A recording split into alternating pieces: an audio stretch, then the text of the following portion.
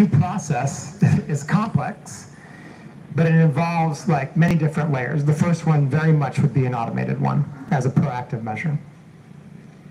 Thank you for that response. So generally, the automated pre-posting screening would be very effective for those that are obviously wrong, like you have hate speech, child pornography, terrorism, and the likes. And when it comes to the nuanced parts that we have difficulty, right, which would include the point of this committee hearing, the fake news and misinformation.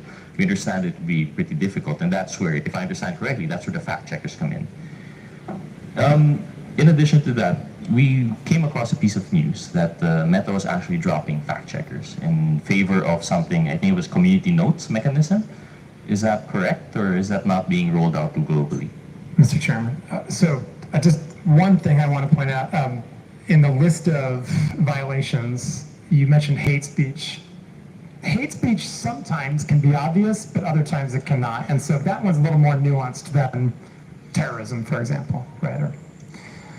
Okay, yes, turning to our global fact-checking program. As of, I believe, yesterday, if I'm not mistaken, in the United States only, we have moved to a system of community notes as opposed to our third-party fact-checking system. But everywhere else in the globe, the third-party fact-checking system is the system we still use. Could you please enlighten us as to why the United States has dropped that fact-checking mechanism? And were there difficulties on their previous review system? And do you foresee that this difficulty would actually be the same all around the globe? Mr. Chairman, if I may. Congressman, the fact-checking system in the United States, I think what the determination by our global leadership was that we saw that it had become in some way politicized, and that they believed that there was the potential to improve on that system using the community notes system, right? Which companies like X have already developed and implemented for quite some time, which relies on many, many, many more users and many, many more diverse points of view to determine whether content is false in some way. And that system has now been implemented in the United States only. As of now, there's no plan to change that globally, but I think that I would just always say that whether it's our fact-checking system, whether it's our generative AI products, whether it's the user experience in some way, we're always looking to improve everything we do. We're always looking at innovation. And so, the community notes that are now rolling out in the United States, we're obviously going to be looking at, are they effective? Do they make sense? And testing like the capabilities there. But as of now, and there's no plan to change the system other than in the United States. I still have quite a few, I have a lot of questions actually, but I understand that there's time constraint for our research person, so I'll just stick to one or two questions to conclude. Just based on that point, I'll leave the others out. So when they drop the fact-checking, I know it doesn't apply it here, but we'd like to know the possibility of, if that were to be implemented here, we'd want to know what we're working with for our legal framework, right? What laws that we might come out with in relation to that. So if you are dropping fact-checkers and it's community-based, this would now be more in line with the reporting system that you already have. So it's going to be it's going to be based on user feedback. And how do you differentiate authentic user feedback from, for example, what we're really fighting here are the trolls? I mean, that's one thing that we can agree is very morally wrong and misleading. So when they're purporting to be other people who they're not, and they're not voicing actual, personal opinions, they bloat their numbers per capita. Instead of just one voice, it appears to be hundreds of thousands. How do you now balance that when you drop the fact checkers? Mr. Chairman, if I may. Congressman, first of all, any type of inauthentic behavior is prohibited on our platforms. Any type. Guys, yun yung nangyayari sa loob ng House of Representatives dito sa may In the case of any kind of coordinated inauthentic behavior, that can rise to the level of what we would call network disruptions, with my colleague Rob described earlier in our presentation, and how we treat those types of abusive networks. To your question specifically about community notes, I need to be very honest. This is a very new program that we are running, and I just don't feel qualified to completely answer the question about how it works, as it's only rolled out, I believe, yesterday. I feel very qualified to answer a lot of other questions about these issues, but on that one, I think we just have to come back to the committee. If you have specific questions, I think that the chairman and the committee are putting together a list of follow-up questions, and we'll be happy to try to address that one as well. Thank you. Just one last question to the Honorable Chairman, if there are resource persons who could oblige. Because you already mentioned that in Facebook you only allow your authentic self. But anecdotally, that isn't the case, especially here in the Philippines. I don't know if it's the same outside the Philippines, but if you've been monitoring, one of the issues that we have are these massive troll farms in which people purport to be other people, and precisely to bloat out their, public, in order to shape public opinion sentiment. So what measures do you have to ensure that? Is it possible to implement something in which, truly, not just, currently, if I understand correctly, the closest that Meta has come to identifying authentic users would be phone numbers. By requiring phone numbers as a two-factor authentication, ideally it's 1:1, but we've passed the SIM registration bill. It's now a law. It hasn't curbed the number of SIM cards being registered to, being used by one person but registering other persons. So how do we go about that? I see Mr. Abrams doesn't agree, and I know, I agree. It isn't the best way, but from my understanding, SIM registration, the phone numbers was being used by Meta to sort of validate whether a person is not. You have verified accounts in which you require them to submit IDs, but not everyone's verified. So what steps is Meta taking? What steps could they take to curb these inauthentic users? Mr. Chairman, if we Mr. Chairman, may I respond? Actually, I actually am agreeing with you that SIM card registration was probably the way to go. That way you're getting at the bottom of the pyramid. Over 80%, I believe, and I want to go on the record as saying that's my belief right now. I don't have the actual numbers in front of me. Over 80% of our Filipino community of users uses phone numbers to register. But to say that phone numbers are our sole way of checking for authenticity is not the case. There are many back-end engineering cues that our analysts look at to determine the authenticity of an account. To that end, that's probably what flagged the Honorable Congresswoman's a false positive, and that's why we're able to restore it as well. But to go into too much granularity as to the cues we use would give bad actors an advantage. So perhaps an executive session with your good office would be in line for a further discussion on that, Paul. I would just if I may add, the inauthentic behavior. I think in our latest report, again, we can go look up the exact figures, but we've used AI, for example, to remove, I think, 2 billion accounts in the last transparency report for inauthentic behavior. And so, again, we can get you the exact numbers. We report those transparently. But what I would also just emphasize, and I think this is really important because I get your questions about troll farms. So I just want to address that head on. We would view that type of behavior, generally speaking, under our coordinated inauthentic behavior policy, which prohibits exactly what that sounds like. Any kind of coordination by people not being honest about who they are for the purposes of spreading misinformation, right? And we have some stringent policies on that, where not only if we find someone engaged in that kind of behavior, we don't just take down that account. We do what we call fan outs, and we investigate what other accounts that account is coordinating with. And that is what leads us to undertake much larger network disruptions of accounts that are coordinated in abusive behavior on our platform. We've undertaken, I believe, 9 different types of those actions in Philippines over the last, since 2017 or 2018, I think the numbers are. Again, these are all public, we can get them to you. And I think it's really important to point out, this is where our relationship with law enforcement really comes into play. A lot of those come from leads that we act on from law enforcement. And the intel sharing goes both ways. And so I would emphasize to you, I'd continue to emphasize to law enforcement, although they already know this, and other members of this committee, if you have reason to believe that there are accounts that are engaged in that kind of behavior on our platforms, please do send them to us. And we will do everything we can to investigate to see whether they are engaged in that kind of coordinated abusive behavior. Thank you.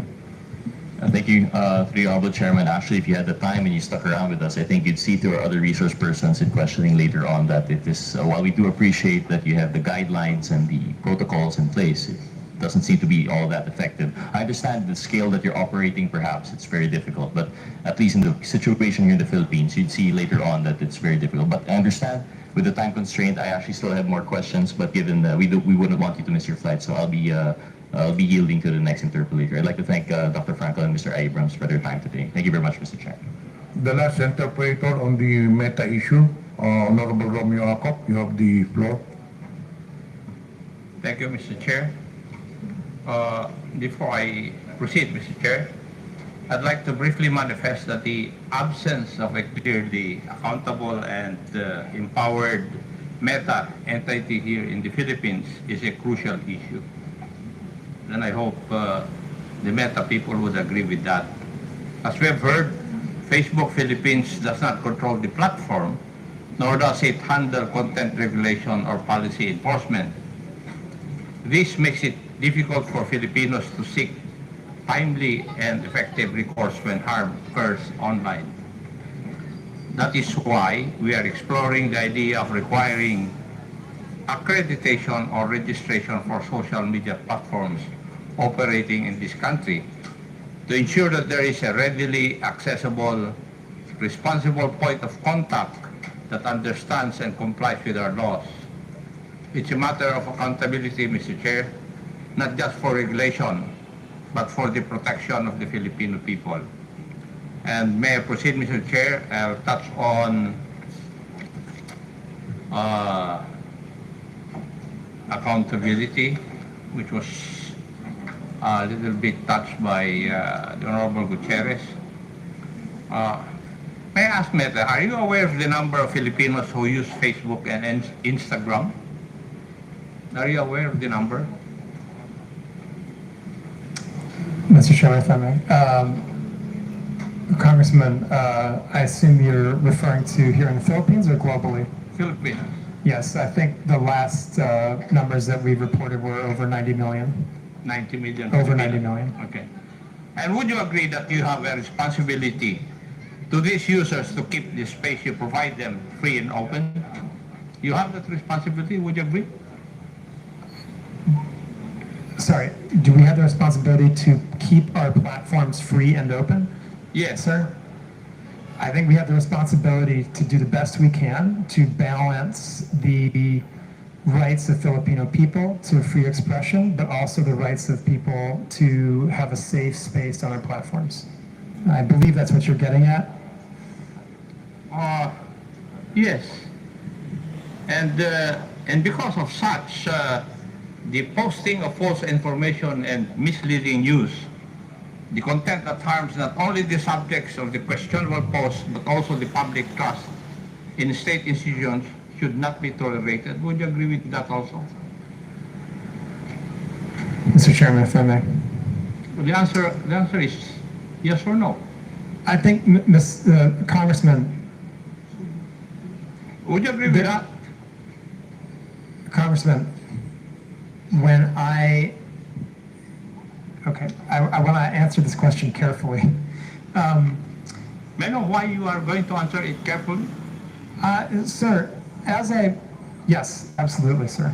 I want to say that when we come to topics like misinformation, there are different interpretations of that. And this is why we rely on third-party fact checkers to be the authoritative sources of what is true or false and to make those determinations. so that we, as a neutral platform and one that is committed to providing, again, the best we can do to balance freedom of expression and safety, are not the ones making the determination about what is true and false.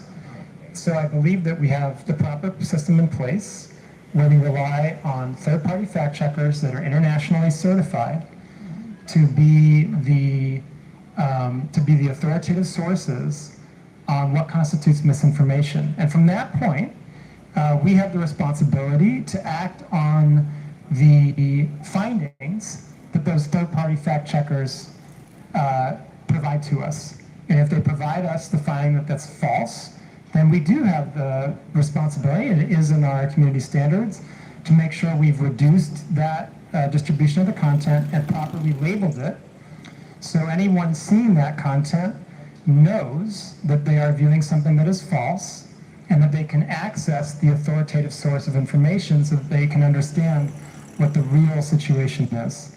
And I think that that's the way that we do our best to make that proper balance of providing freedom of expression, but also safety for the people of Philippines and indeed our global community.